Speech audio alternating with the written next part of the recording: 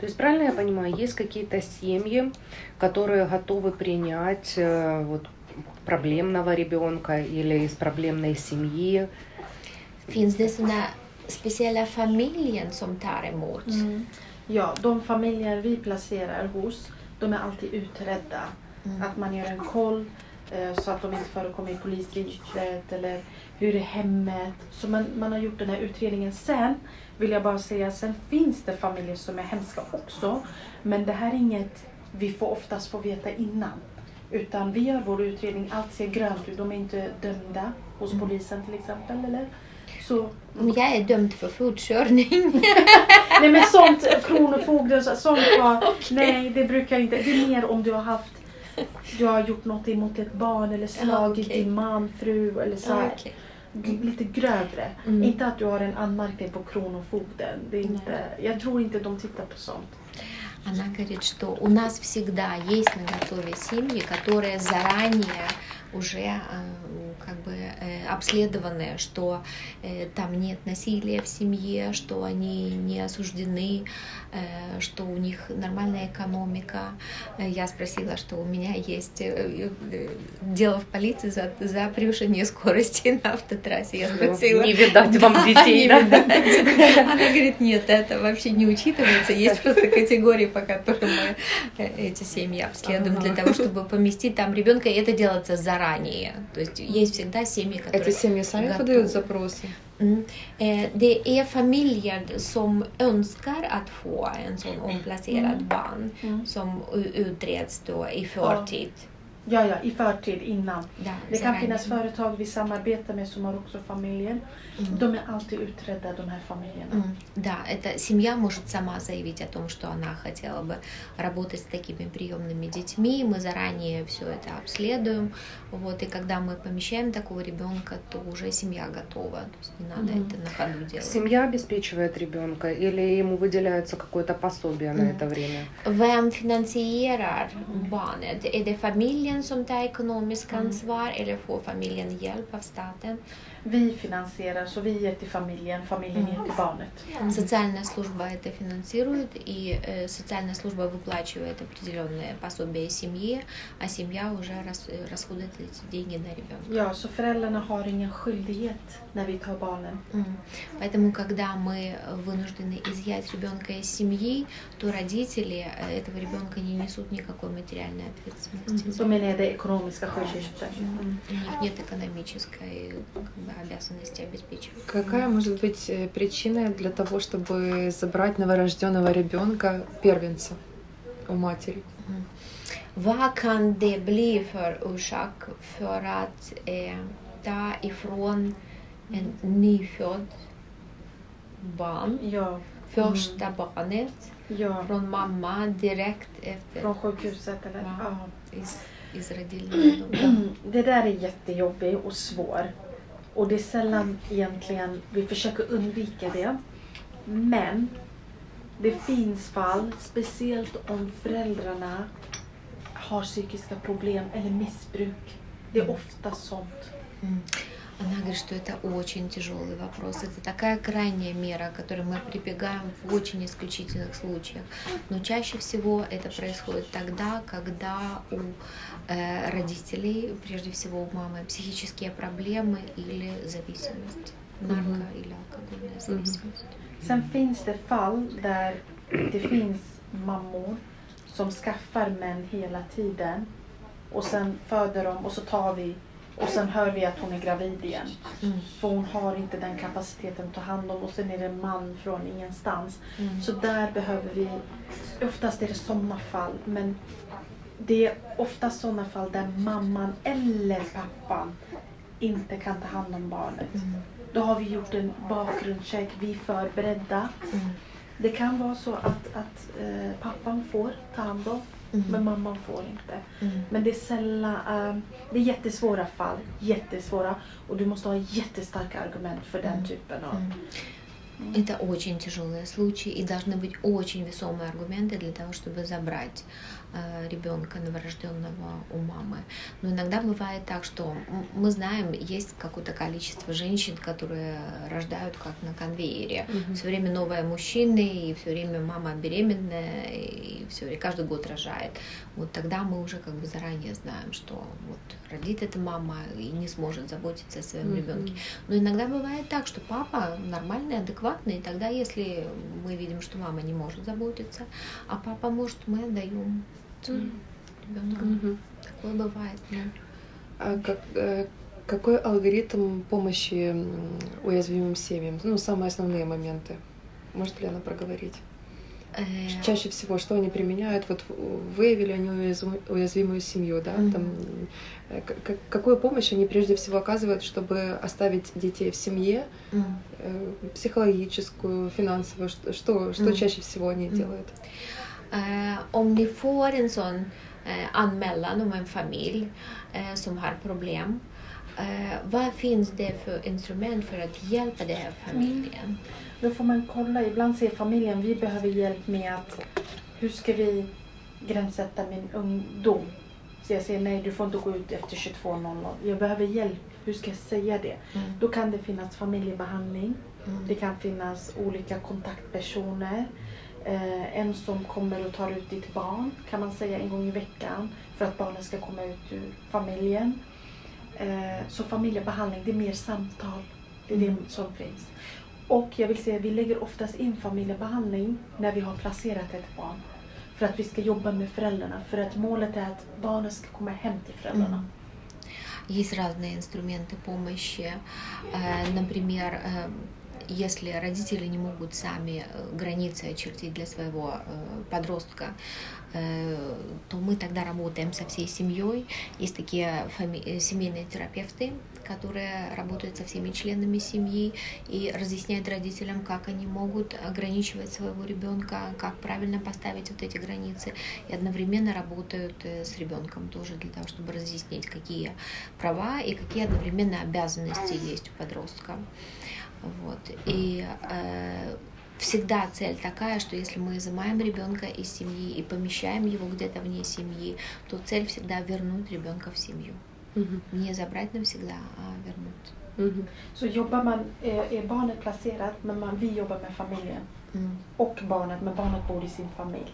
Så vi måste hela tiden jobba med hela familjen. För att om vi lämnar föräldrarna, men hur ska barnet flytta hem? För att placering är inte långvarig. För de är inte våra barn. De ska inte bo hos oss hela livet. Men det finns barn som bor hos oss hela livet för att mamman har psykiska проблем, till exempel. Она говорит, что когда вот мы изымаем ребенка из семьи, то мы всегда работаем со всей семьей. И с ребенком, который живет временно в другой семье, и одновременно мы работаем с родителями для того, чтобы родители были готовы к возвращению своего ребенка. Потому что всегда мы рассматриваем помещение ребенка вне семьи как временное. И всегда цель, чтобы ребенок вернулся в семью. Наносит ли социальная служба неожиданные визиты? Вот просто не было никаких заявлений, просто вот решили, допустим, наведаться к такой-то семье. Om det inte hade funnits några anmälan på en familj till exempel, kan socialtjänsten bara dyka upp helt plötsligt för att kolla upp familjen? Om det inte finns en anmälan? Nej, det måste finnas en anmälan. Нет, без заявления нет, только если есть заявление. Det måste, ja. För om vi skulle dyka upp bara, då skulle vi inte hinna med vårt jobb. Говорит, если мы так работали, так мы бы вообще, нас бы не хватило ни на что. Vi vill inte ha mer att göra. Все семьи. Вот на данный момент много работы у них, ну, много случаев. De undrar, har ni mycket att göra? Hur vanligt är det? Очень много. Jättemycket. Egentligen, så här är det. Vi vill inte ha barnen. Vi vill inte ha familjerna. Vi försöker. Ibland kan det vara så att det har kommit så här en pappa som har sagt, vi har fått till exempel om våld. Ja, men pappa drar hårt i armen.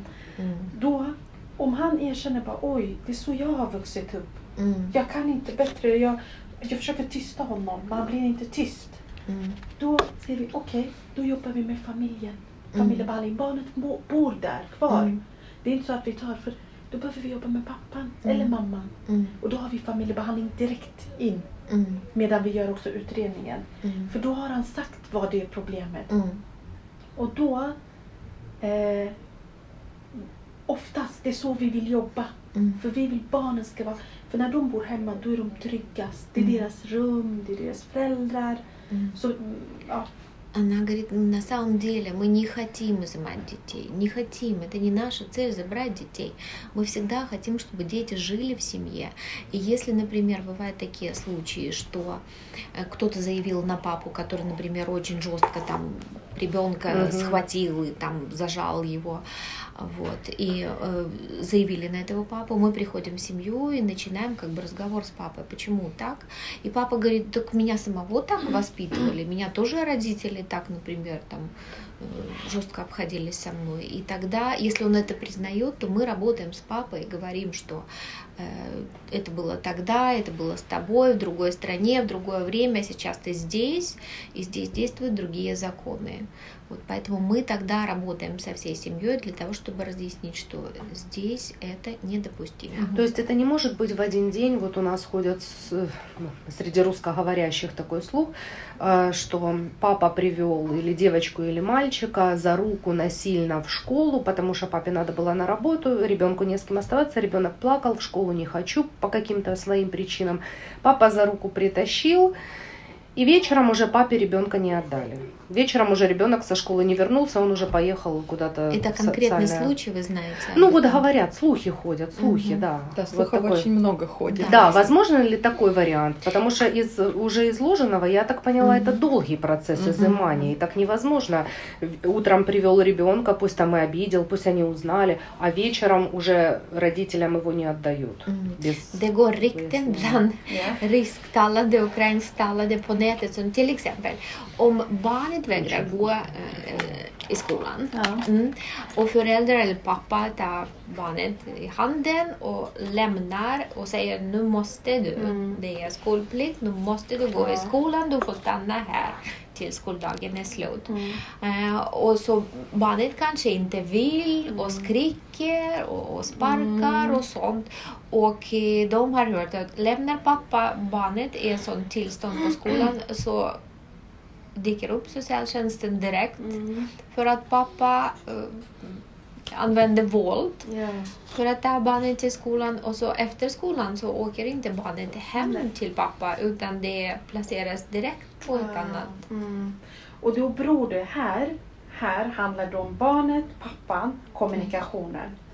Men när pappan tvingar pojken till skolan, då är pojken arg. Då kan pojken säga pappa slår mig. Då tar de det på allvar. Fast det kanske inte stämmer. Eller så stämmer det. Så det beror på hur han säger det. Vad han säger. Eller lärarna säger vi såg pappan tvinga barnet in i skolan. Så allt beror på det. Men det här är så... Du kan tolka det, så tar jag det. Она говорит, да, конечно, мы каждый случай расследуем в отдельности. И бывает такое, что когда папа оставил ребенка, который не хотел идти в школу, он его притащил за руку и сказал, ты будешь в школе. И ребенок настолько зол, что он рассказывает учителям, что папа меня бил там вот утром, чтобы заставить. И, конечно, мы слушаем ребенка прежде всего. Но с другой стороны, такое бывает крайне редко, что мы сразу же изымаем ребенка. То есть мы как бы слушаем, мы это принимаем на свой счет, мы, возможно, открываем дело или не открываем. У нас есть 2 недели для того, чтобы расследовать эту ситуацию. И мы слушаем не только ребенка, мы слушаем папу, мы слушаем маму, мы слушаем соседей, учителей. А потом уже... А потом принимаем решение, да. То есть нету такого, что сначала они забирают ребенка, а потом уже выясняют 2 недели. Så ni tar inte barnet från familjen och sen öppnar ni utvärdering av familjen?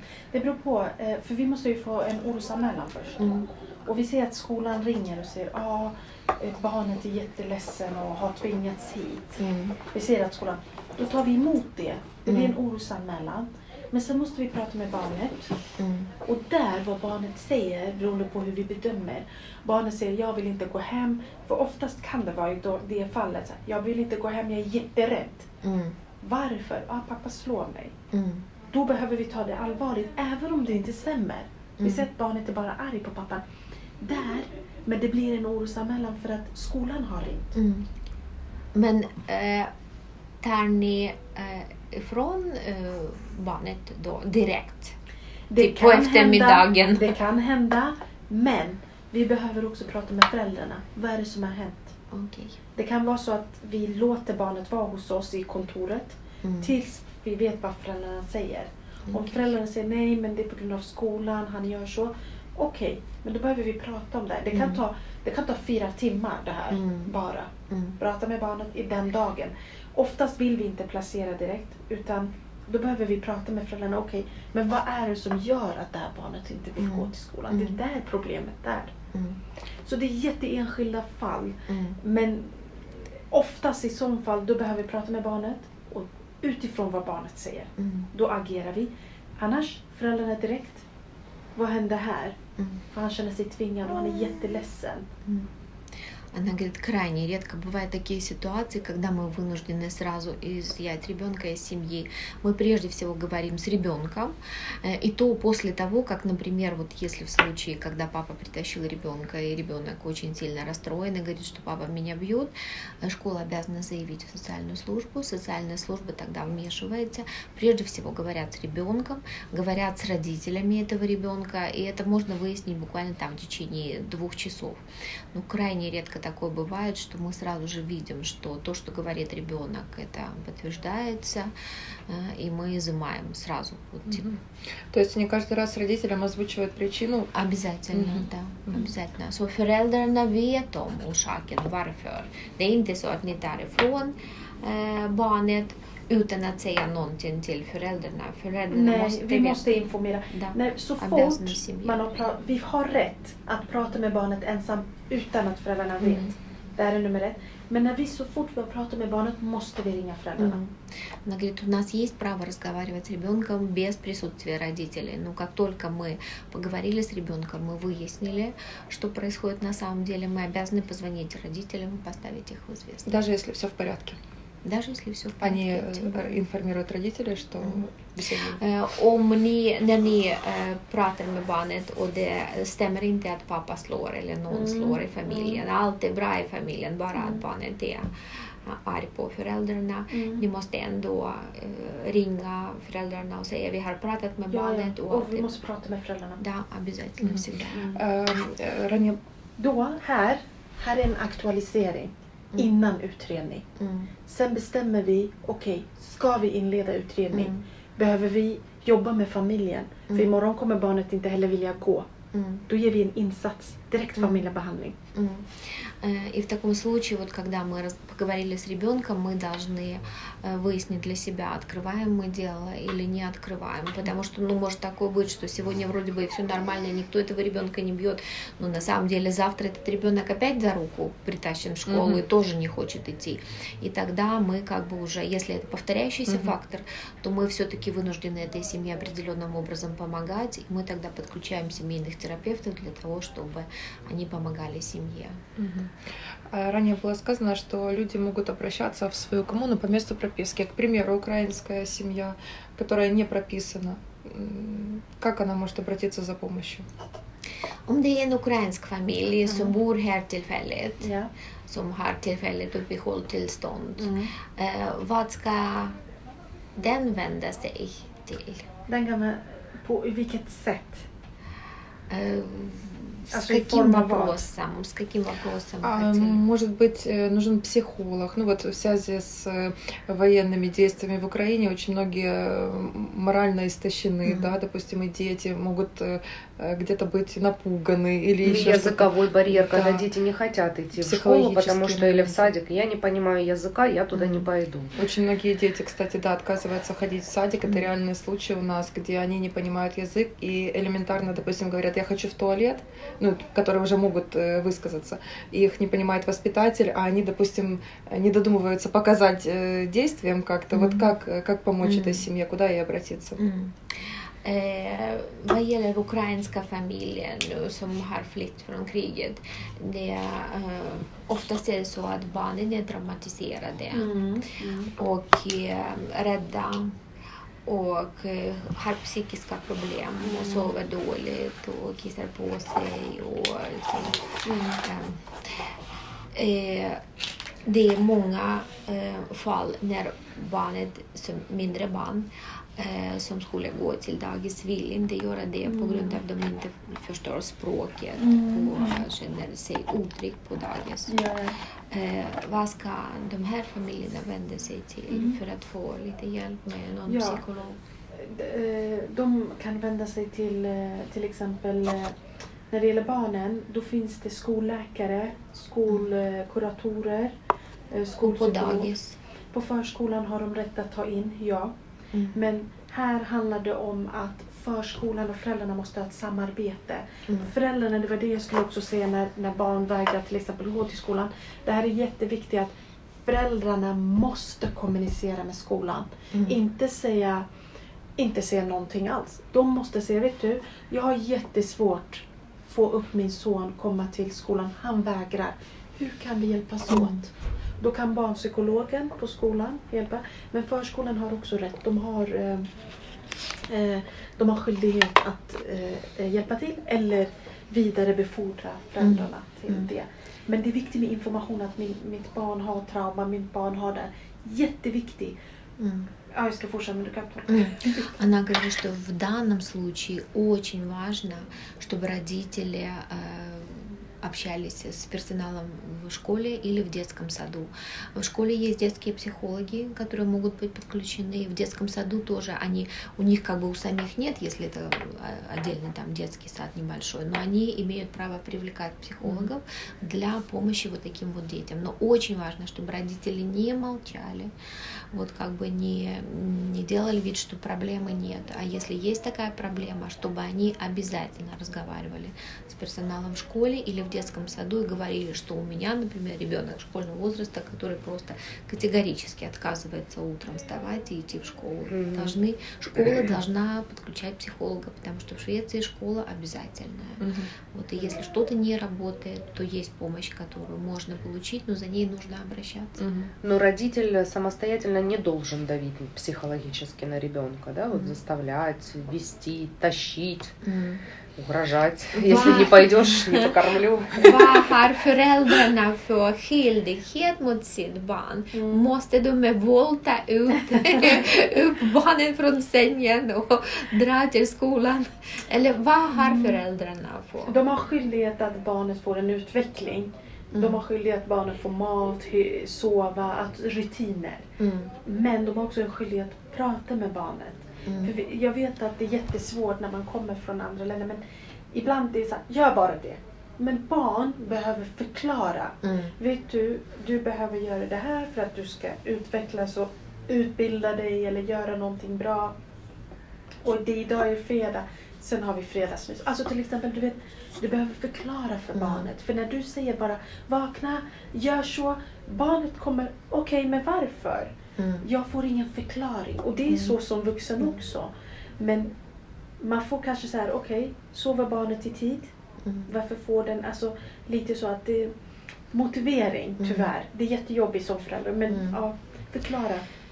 Да, она говорит, что родители обязаны заботиться о своем ребенке. Они обязаны предоставить ему еду, они обязаны предоставить ему кровать, все, что ему необходимо, одежду и так далее. И родители обязаны мотивировать своего ребенка. Они обязаны разговаривать со своим ребенком и объяснять ему, почему он должен делать то или иное. Что не просто говорит «ты должен», поднялся и пошел. То есть, если ребенок не хочет, они обязаны, это обязанность родителей, объяснять ему, почему, разговаривать с ним постоянно и мотивировать его на то, чтобы он делал то, что необходимо делать. Это обязанность родителей.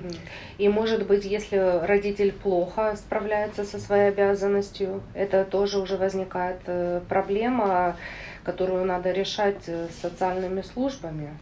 Om föräldrarna inte räcker till exempel vill inte förklara och motivera, är det ett fall för socialtjänsten?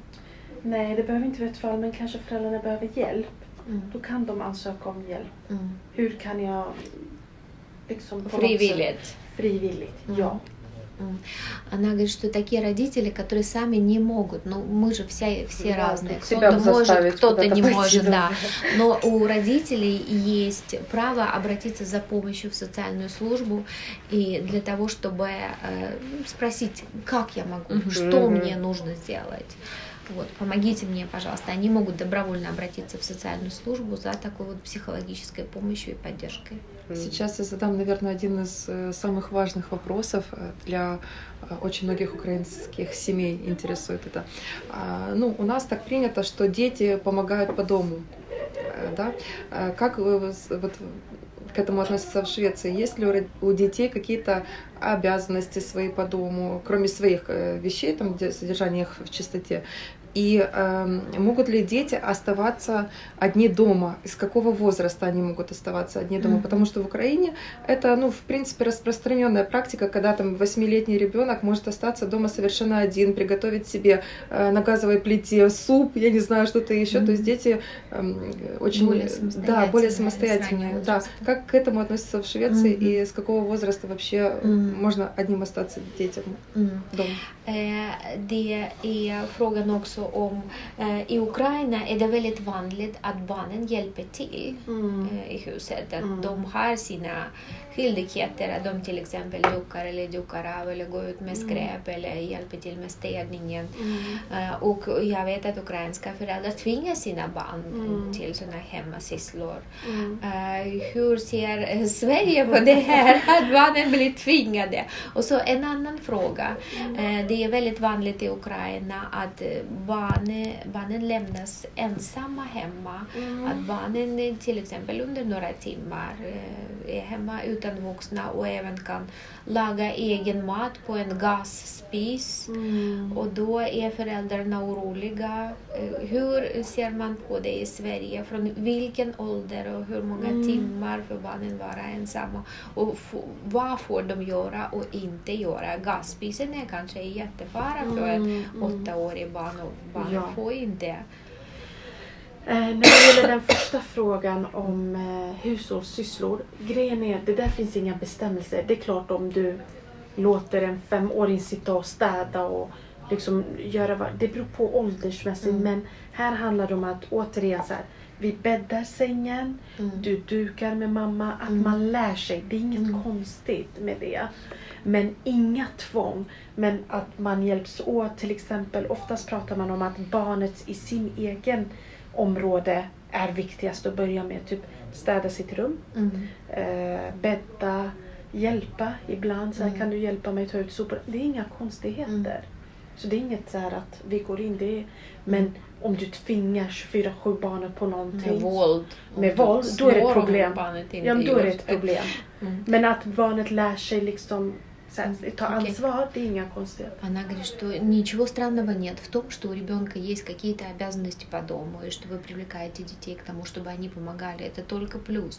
Но вы не должны делать это насильно. То есть, если вы бьете ребенка за то, что он постель свою не застелил, да, и не убрал там тарелку после себя, вот это уже проблема. А то, что вы привлекаете детей к помощи по дому, это только позитивно. Och när det gäller det andra, det finns inga direkta bestämmelser för så här gammal ska man vara. Man lämnar kanske inte en 3-åring eller 5-åring hemma. Det är lite så här sund förnuft, att man föräldrar tänker själv. Men om jag lämnar några timmar min 8-åring, det finns inga direkta bestämmelser. Det är inte så att, men om 8-åringen, du vet att han har massa diagnoser eller gör vad som helst eller hämtar tändstick eller kanske, du måste veta vad det är för barn du lämnar. Men om det är någon klok så här, ta iPaden, titta på iPad, jag ska bara kasta soporna. Det är inga nog, jag skulle inte säga att det är några problem, men man måste bedöma själv som förälder. Men till exempel om du vet att det finns en gasspis, så då är det absolut inte, då kan man få mycket skit för det, tyvärr. Она говорит, что вот во второй части вопроса оставлять ребенка одного дома всегда должен включаться здравый смысл. Если вы в магазин на 15 минут или там мусор вынести и оставите своего 5-летнего ребенка одного дома на какое-то короткое время, это нормально.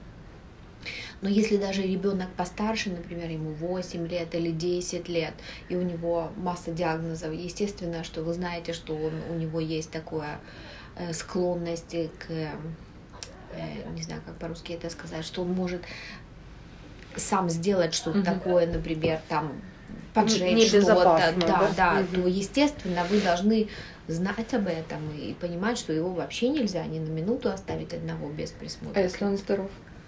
Здоров. Она говорит, что нет никаких законов, которые предписывают, что вот с этого я слышала возраста... с 12 лет. Потому что... De pratar om 12 år, att efter 12 år kan man lämna en. Ja, det finns lite olika bestämmelser. 12 år är ganska mogen. Det är inga problem. Jag ser inget, men som sagt, om du vet att din 12-åringa tänker som en 5-åring, då kan inte du lämna. Men det finns inga så här, socialtjänsten kommer ta ditt barn om du lämnar den hemma. Det är inga sådana bestämmelser. Говорит, таких законов нет, которые запрещают ребенка оставлять одного дома. И нет такого, что сразу же включается социальная служба и забирает этого ребенка из семьи. Нет. Но всегда полагайтесь на здравый смысл. Вы знаете своих детей, вы знаете, что они могут или не могут сделать. Вот поэтому... Дело в том, что вот у нас остались дети одни дома, и пришли с миграционного агентства, у нас офис в доме, и открыла старшая дочка. И они сказали, чтобы мы пришли в офис, вызвали меня с мужем, сказали, что если такое повторится, они вынуждены будут сообщить в органы опеки, чтобы начать разбирательство. А какого возраста детки? 11 и 8 лет. И были одни дома. Да. И сразу миграционная служба. Да. Det är Marias fall. Ну все, Маша. Hennes barn var ensamma hemma 11 och 8 år. Och då kom folk från Migrationsverket på besök. Och barnen var ensamma hemma. Och då sa de, om det förekommer en gång till att barnen är ensamma, så kontaktar vi socialtjänsten. Ja, det kan de säga, men det... Это больше, может, в профилактических каких-то мерах было сказано. Она говорит, что они могут такое сказать, но говорит, нет, у нас нет причин. Jag tänker 12 år och 8, jag ser inga konstigheter med det. Jag tycker inte, de kan säga så, ja, men jag tror att de vill bara skrämma att barn är ensamma. 8 och 12, de är ganska stora. Jag skulle säga, men jag ser inte det rätt eller fel. Jag ser bara sunt förnuft. Om det var en 5- och 6-åring, då hade jag sagt, det finns en stark oro. Она говорит, для этого возраста я не вижу никаких причин, почему миграционная служба могла так сказать. Наверное, просто хотели припугнуть или показать свою власть. Она говорит, я бы не отреагировала вообще, если дети в этом возрасте были одни дома. Я поняла. Спасибо большое, Марина. У вас есть еще вопросы? У меня еще такой вопрос. Вот какие сейчас на данный момент самые у них, как участившиеся, самые случаи, которые повторяются? Это когда ребенка в семье все-таки, ну там, школьника, например, бьют, унижают, или все-таки это подростки, которые наркотики, там и сложные подростки, или это все-таки родители зависимые? Вот какие самые 3 вот первые случаи, самые распространенные? Okej. Vad är deras mest vanliga fall? Om du kan nämna 3. Det beror på om det är barn eller ungdomar. Så skulle jag säga. Men om vi börjar med barn, då pratar jag upp till 12-13 år. Då är det mest våld. Unga, alltså sådana här små barn, våld. Конфликт mellan föräldrarna. Если брать маленьких детей до 12-13 лет, то это насилие в семье от родителей по отношению к детям или конфликт между родителями. När det gäller ungdomar, då kan det vara eget beteende som jag sa. Till exempel att den kommer sent hem, skolfrånvaro, men det kan vara narkotika. Så det är oftast eget beteende. Så ungdomar oftast att de kommer inte hem. Eller att de har dålig umgänge. Что касается подростков, то это вот то, что они поздно вечером, по ночам где-то ходят, не возвращаются домой, не ночуют дома, что у них такое поведение, которое вредит им самим, например, употребление наркотиков или общение с криминальными С какого возраста уже считается совершеннолетний человек? С 18 или с 21 года? I vilken ålder anses barnet myndig och självständig? Från 18 eller 21? 18. 18. Men vi kan ha insatser upp till 21. För då har man inte, det är oftast riktat mot gymnasiet. Man har inte gått ut gymnasiet. Она говорит, что вообще 18, но часто мы завышаем эту планку до 21 года, потому что 18 еще дети не закончили гимназию, они как бы не совсем еще самостоятельные. Они видят разницу по национальности, то есть мы не будем брать конкретные национальности, а просто, что вот у этой национальности больше таких случаев. Эта национальность как бы, ну, вообще потише, у них там не принято, там эти вообще там нету вопросов никогда. То есть видно ли по национальности вот случаи, что больше у них проблем, так сказать? Finns det någon skillnad mellan olika nationaliteter beroende på var folk kommer ifrån? Om det är svenska familjer eller hur vill man behandla dem? Nej, alltså med tanke på att det förekommer mera fall bland folk som kommer från vissa länder där socialtjänsten måste blanda sig i. Och finns det något speciellt med ukrainare som har kommit till? Det är jätteolika. Det kan vara att kulturell krock kan det vara. Du vet, om du har vuxit upp med att din pappa slår till dig för att du ska vara tyst. Det är lätt att du gör också det. Det är fel, men jag kan förstå det. Då behöver vi prata om det. Det beror på oftast hur du har vuxit upp. Och vad är gränssättning för ditt barn. Men jag skulle nog säga kulturkrocken är största. Det spelar ingen roll var du kommer ifrån, men det är kulturkrockarna.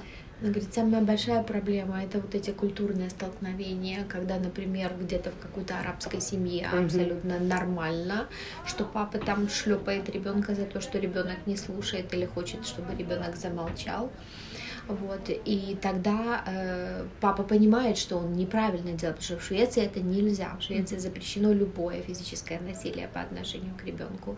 Но папа делает и одновременно понимает. И тогда мы все-таки должны работать вот с папой, вот, для того, чтобы этого избежать. Но она говорит, что очень трудно сказать, что какая-то национальность выделяется больше. Ну, то, что чаще всего происходит, вот эти культурные столкновения, когда родители сами выросли в этой среде, и они продолжают применять те же методы воспитания, которые применялись тогда, когда они были маленькие. Родители действуют так, как они привыкли сами, просто по наитию. Да. Det som jag vill också nämna, en grej som jag glömde, det är att när man blir aktualiserad, det är jätteviktigt att ni meddelar det till den. Alltså, man har skyldighet att läsa alla journaler. Ibland får till exempel inte du läsa en viss journal för det av säkerhetsskäl. Typ pappan får inte läsa var mamman och barnet befinner sig till exempel. Men allt som skrivs, allt du säger, du har rätt att få utredningen när du, för du skriver under utredningen. Aha, det är de här grejerna jag har sagt när de avslutar den efter 4 månader. Du har rätt att förstå varenda. Du har rätt till en tolk. Så här, jag förstår inte, vad står det här? Det här är jätteviktigt. Tolk. Och sen när barnet tar sig ett LVU, då har du rätt till en advokat. Она говорит, что то, что она забыла сказать вот в самом начале, что когда открывается вот такое вот расследование по отношению к семье, то родители имеют право читать все журналы и получать всю информацию, которая вот пишется, есть в этих журналах.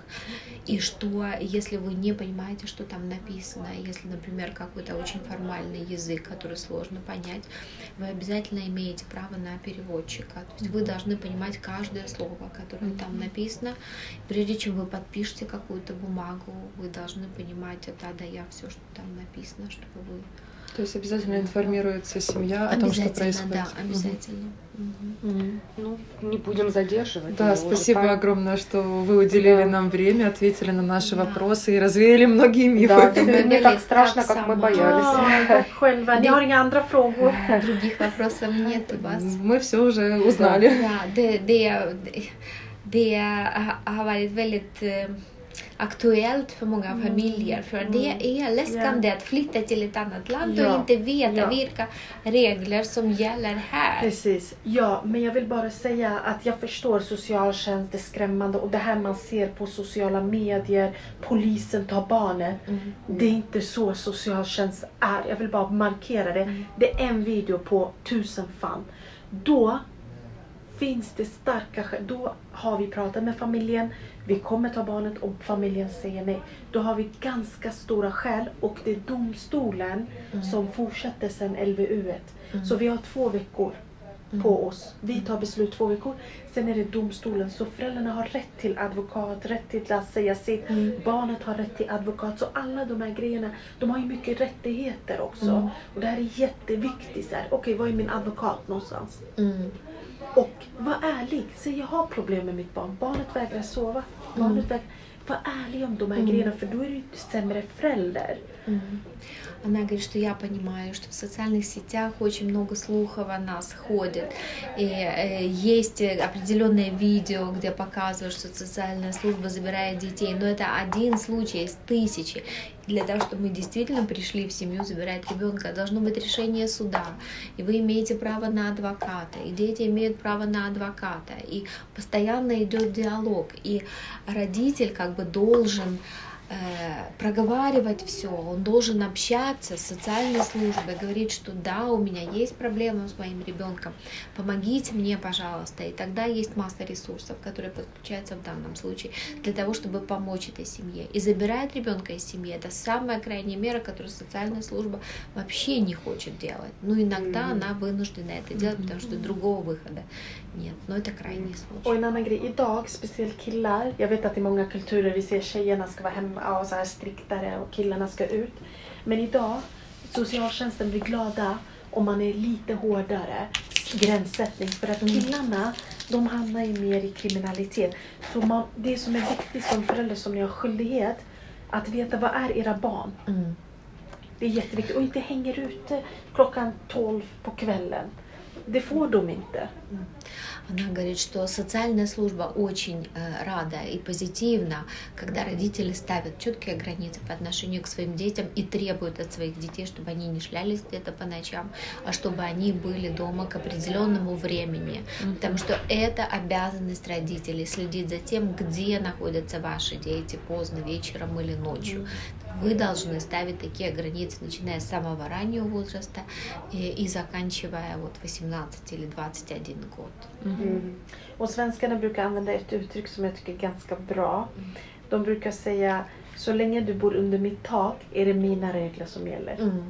И у шведов есть такое очень хорошее правило, которое она считает, что идеально подходит и должно применяться в каждой семье.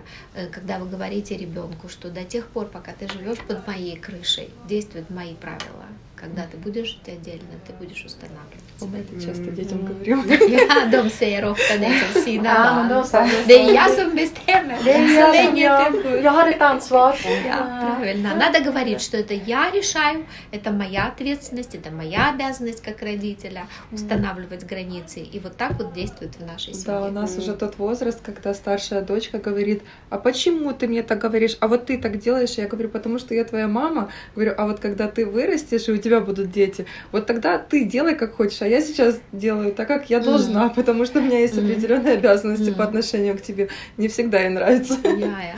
Barnen gillar inte det riktigt. Berättar Maria, så hon säger till din dotter som är på väg att bli tonåring att nu, jag är din mamma, det är jag som bestämmer. När du helt blir mamma så får du ha andra regler. Exakt, bra. Men de blir som en mamma. Fast man inte tror det. Ja. Спасибо большое, мы очень благодарны. De är väldigt tacksamma. Tack så jättemycket för din tid och för samtal. Absolut. Lycka till. Är det några frågor? De kan ju följa mig på Insta också. Вы можете следовать за ней в Инстаграме. Она не против, если я опубликую это в открытом доступе, наш разговор? Du har ingenting emot att de skriver en del av det här samtalet på sociala medier? Nej, du kan skriva. Inga problem. Пожалуйста, никакой проблемы. Спасибо, потому что это очень многих интересует.